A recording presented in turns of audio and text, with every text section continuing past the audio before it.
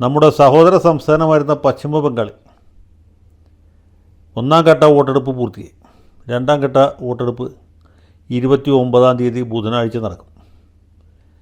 ഇതിൻ്റെ പ്രത്യേകത എന്ന് വെച്ചാൽ ഇന്ത്യ രാജ്യത്ത് ഇതുവരെ ഒരു സംസ്ഥാനത്ത് നടപ്പാക്കാത്ത രീതിയിലുള്ള അതിഭയാനകമായ വോട്ടെടുപ്പാണ് ഇത്തവണ പശ്ചിമ ബംഗാളിൽ നടന്നത്. ഏതാണ്ട് 93% ആളുകൾ ഈ ചൂടുകാലത്ത് ക്യൂ നിന്ന് വോട്ട് ചെയ്തു എന്നാണ് പറയുന്നത്. ഇതിൽ കള്ളവോട്ട് എത്രണ്ണമുണ്ട്, നല്ല വോട്ട് എത്രണ്ണമുണ്ട് എന്ന കാര്യത്തിൽ സംശയമുണ്ട്. മാത്രമല്ല, ഈ തെരഞ്ഞെടുപ്പിലെ വോട്ടർ പട്ടിക ഏറ്റവും തീവ്രമായി പരിഷ്കരിച്ച സംസ്ഥാനങ്ങളിൽ ഒന്നാണ് പശ്ചിമ ബംഗാൾ. അപ്പോൾ അതിൻ്റെ ഒരു ഇമ്പാക്റ്റും ഇതിലുണ്ടായി കാണും എന്ന് തോന്നും. എങ്കിൽ പോലും പട്ടികയിൽ പേരുള്ള ഏതാണ്ട് എല്ലാ ആളുകളും അവിടെ ഒന്ന് വോട്ട് ചെയ്തു എന്ന് വേണം വിചാരിക്കാൻ.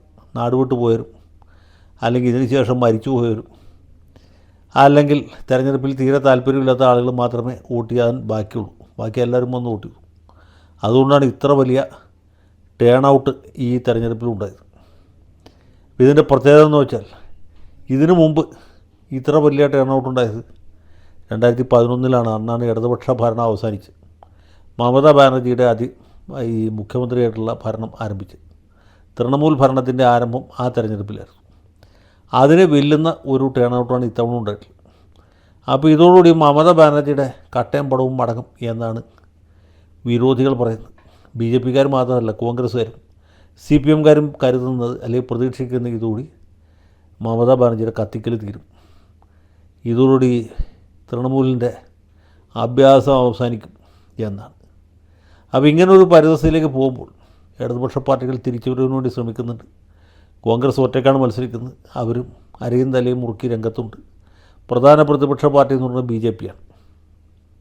മമതാ ബാനർജി അല്പം ബാക്ക് ഫുട്ടിലാണ് നിൽക്കുന്നത്. ഇത്തവണ ചിലപ്പോൾ വിക്കറ്റ് പോകാനുള്ള സാധ്യതയുണ്ട് എന്ന് വേണം മനസ്സിലാക്കാൻ.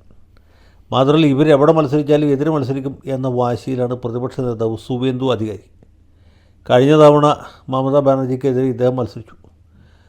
മമതയുടെ പാർട്ടിക്ക് തൃണമൂൽ കോൺഗ്രസ്സിന് ഭൂരിപക്ഷം കിട്ടിയപ്പോഴും മമതാ ബാനർജി തോറ്റുപോയി.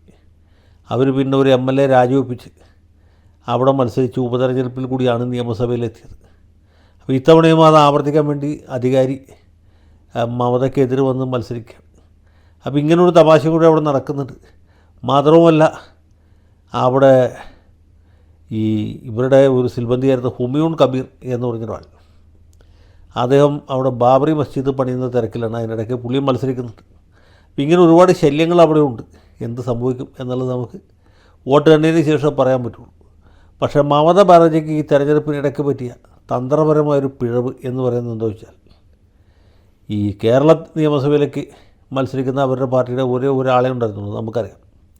അത് ബേപ്പൂർ മണ്ഡലത്തിൽ സഖാവ് മുഹമ്മദ് റിയാസിനെതിരെ അംഗം കുറിച്ചിട്ടുള്ള മഹാനായ PV അൻവറായിരുന്നു. നമ്മൾ അമ്പൂക്ക എന്ന് വിളിക്കുന്ന PV അൻവറിന് വേണ്ടി ഇവിടെ പ്രചരണത്തിന് വരാനായിട്ട് പശ്ചിമ ബംഗാളിലുള്ള തൃണമൂലിൻ്റെ ഒരു നേതാവ് കൂട്ടാക്കിയില്ല എന്നുള്ളതാണ് പ്രധാനം. സത്യം പറഞ്ഞ് മമതാ ബാനർജിക്ക് ഒന്ന് ഇവിടെ വന്ന് ബേപ്പൂരിൽ ഒരു അരമണിക്കൂർ പ്രസംഗിച്ചിട്ട് പോയാൽ ഒരു നഷ്ടമില്ല. അല്ലെങ്കിൽ അവരുടെ അനന്തരവൻ അഭിഷേക് ബാനർജിയെ പറഞ്ഞയക്കുക, അല്ലെങ്കിൽ പാർട്ടിയിലെ വേറെ ഏതെങ്കിലും ഒരു തലയെടുപ്പുള്ള നേതാവിനെ അയക്കുക. അത് ചെയ്തില്ല. ഏതായാലും അമ്പൂക്ക മനസ്സ് വിഷമിച്ച് തൃണമൂൽ കോൺഗ്രസുമായിട്ടുള്ള എല്ലാ ബന്ധവും വിച്ഛേദിച്ചായിട്ട് പ്രഖ്യാപിച്ചു. അദ്ദേഹം പുതിയ പാർട്ടിയുടെ അംഗം പോകുന്നു. G. സുധാകരനെയും PK ശശിയും സുരേഷിനെയും, അങ്ങനെ മാർക്സിസ്റ്റ് പാർട്ടിയിൽ നിന്ന് സമീപകാലത്ത് പിണങ്ങി പിരിഞ്ഞു പോകുന്നുള്ള എല്ലാ ആളുകളെയും കൂട്ടിച്ചേർത്ത് ഒരു മഴവിൽ മുന്നണി ഉണ്ടാക്കിയിട്ട് മാർക്സിസ്റ്റ് പാർട്ടിയെ ഈ അമോഷനിസം, മരുമോനിസത്തെയൊക്കെ വിമർശിക്കാനും എതിർക്കാനുമാണ് പുള്ളി വിചാരിക്കുന്നത്.